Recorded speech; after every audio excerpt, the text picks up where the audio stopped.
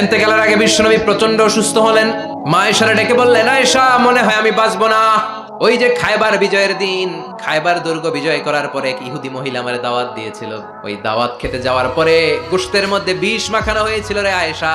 ওই বিষ মাখানো খাসির গোশত খেয়ে যে ব্যথা আমার পেটে উঠেছিল, আজ আবার সেই ব্যথা উঠেছে।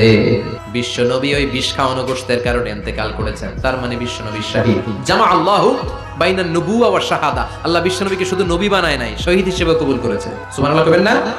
প্রচন্ড অসুস্থ, উনি ছাড়া মসজিদে নববীতে কেউ ইমামতি করার সাহস পায় না। বিশ্বনবী বললেন, আবু বকর তুমি যাও। আবু বকরও যায় না। বিশ্বনবী বললেন, পানি আনো।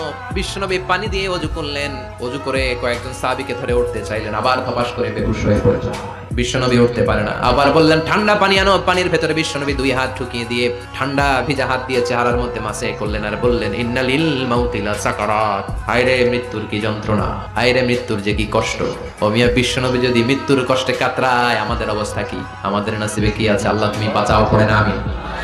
বিশ্বনবী কাঁদছেন, সাহাবারা একের পর এক দেখতে আসে। কান্নার রোল পড়ে গেল চারদিকে।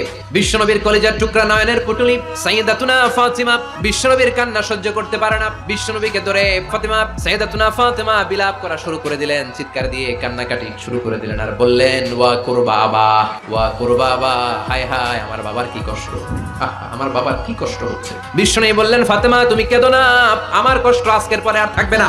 আজকে তোর বাবার সব কষ্ট বন্ধ হয়ে যাবে। কি যেন কানে কানে বললেন, ফাতেমা আরো কেঁদে দিল। আবার কানে কানে কি যেন বললেন, ফাতেমা হেসে দিল।